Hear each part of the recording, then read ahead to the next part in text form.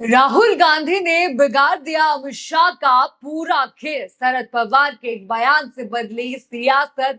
NDA में जाने की खबरों पर अब लगा फुल स्टॉप। जी हां, क्या संसद के मानसून सत्र से पहले बीजेपी की सबसे बड़ी राजनीतिक रणनीति को झटका लगा है? क्या शरद पवार के एक बयान ने उन सभी अटकलों पर विराम लगा दिया है जिनमें उनकी पार्टी के एनडीए में शामिल होने की चर्चा थी? और क्या विपक्ष अब इसे राहुल गांधी और इंडिया गठबंधन की बड़ी राजनीतिक बढ़त के तौर पर पेश कर? आज के इस रिपोर्ट में आपको बताएंगे शरद पवार के बयान के बाद महाराष्ट्र की राजनीति में क्या बदला, एनडीए में शामिल होने की चर्चाएं क्यों तेज हुई, विपक्ष क्या दावा कर रहा है और आखिर इस पूरे घटनाक्रम का राजनीतिक मतलब क्या निकाला जा रहा है। तो वीडियो को आखिर तक जरूर देखिएगा। नमस्कार, मैं हूं राधा राणा और आप देख रहे हैं प्यारबी। दोस्तों, इस वक्त महाराष्ट्र की राजनीति से एक ऐसी खबर सामने आई है जिसने दिल्ली तक हलचल यहां पर मचा दी है। पिछले कई दिनों से लगातार ये चर्चा यहां पर चल रही थी कि शरद पवार की अगुवाई वाली एनसीपी के एनडीए में शामिल होने की संभावना है।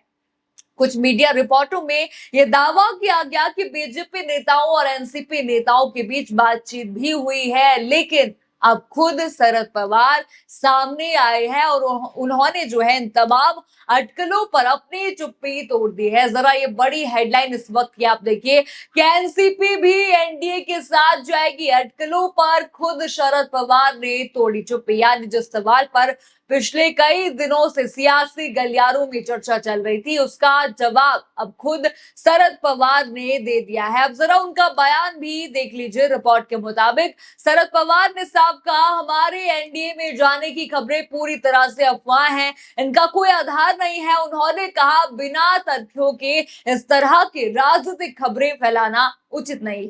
चलिए रिपोर्ट भी आगे की आपको दिखा दो। स्क्रीन पर रिपोर्ट आप देखिए। बढ़ती अटकलों के बीच जब शरद पवार से इस पूरे मामले पर सवाल पूछा गया तो उन्होंने स्पष्ट शब्दों में इन खबरों का खंडन किया। उन्होंने कहा कि उनकी पार्टी के एनडीए में जाने की चर्चा पूरी तरह से अफवाह है और इसका कोई आधार नहीं है।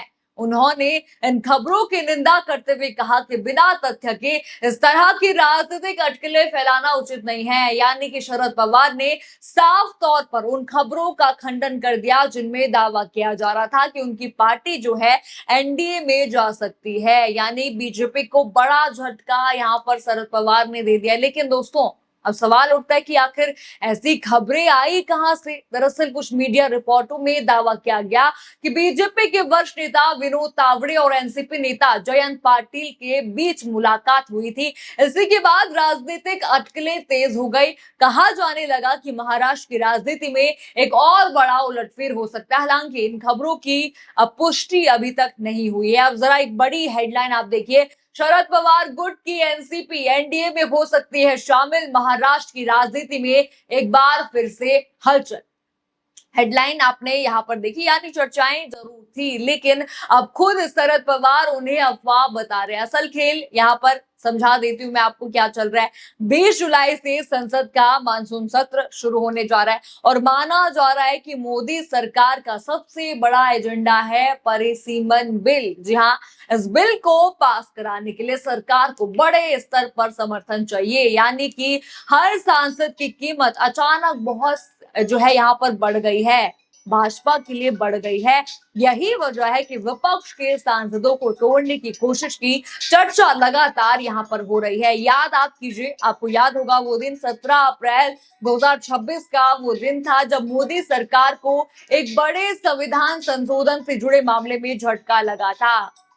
याद कीजिए, उस टाइम पर भी इनके पास जो है पूरे सांसद नहीं थे, पूरे यहाँ पर समर्थन नहीं था, तभी तो झटका लगा था। उसके बाद से बीजेपी लगातार संख्या मजबूत करने की कोशिश में जुटी हुई बताई जा रही है। और इसी बीच सबसे ज्यादा चर्चा किसकी होने लगी है शरद पवार की पार्टी यानी कि एनसीपी की। अब जरा समझिए, पूरा गणित आप समझिए। अगर एनसीपी के 8 सांसद बीजेपी के साथ चले जाते तो सरकार का आंकड़ा और मजबूत हो जाता। यानी जो समर्थन की तलाश यहाँ पर चल रही है उसमें बहुत बड़ी बढ़त भाजपा को मिल जाती। इसलिए महाराष्ट्र की राजनीति अचानक से राष्ट्रीय राजनीति का केंद्र बन गई। लेकिन तभी पूरा खेल यहाँ पर पलट गया। शरद पवार खुद सामने आए और उन्होंने साफ शब्दों में क्या कहा? उन्होंने कहा कि एनडीए में जाने की खबरें पूरी तरह से अफवाह हैं, इनका कोई आधार नहीं।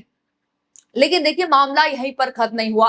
विपक्ष अब दावा कर रहा है कि शरद पवार का यह बयान इंडिया गठबंधन के लिए राहत की खबर है।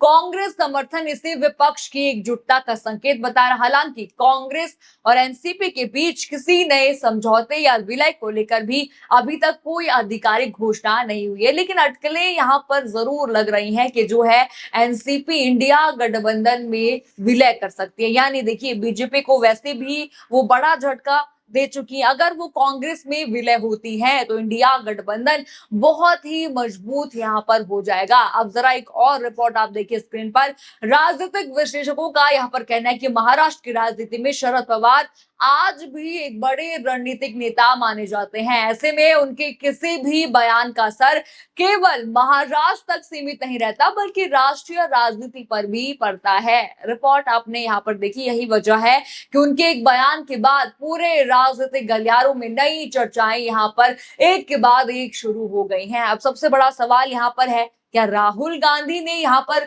बड़ी भूमिका यहाँ पर निभाई है? जरा वो भी मैं आपको बता दूं, क्योंकि पिछले कई समय से विपक्ष लगातार एकजुट होने की कोशिश कर रहा है और महाराष्ट्र में कांग्रेस, उद्धव ठाकरे और शरद पवार के बीच लगातार बातचीत की खबरें आती रही है। यानी अगर विपक्ष का साथ यहां पर रहता है तो बीजेपी के लिए सांसद जोड़ना पहले जितना आसान नहीं रहेगा। पहले आपको खबर भी याद होगी, डीएमके ने भी साइन किया था। ये बहुत बड़ी जो है इंडिया गठबंधन के लिए राहत की खबर थी और भाजपा के लिए ये मुश्किलों की खबर थी। यही वजह है इस पूरे घटनाक्रम को अमित शाह के मिशन के लिए यानी 360 प्लस के मिशन के लिए बड़ा झटका यहां पर बताया जा रहा है, क्योंकि उद्धव ठाकरे पहले ही बीजेपी के खिलाफ है, कांग्रेस पहले से ही विपक्ष में है और अब शरद पवार ने भी एनडीए में जाने की खबरों को नकार दिया है, मना कर दिया है। साफ साफ ना उन्होंने इन खबरों को कहा है। यानी साफ है,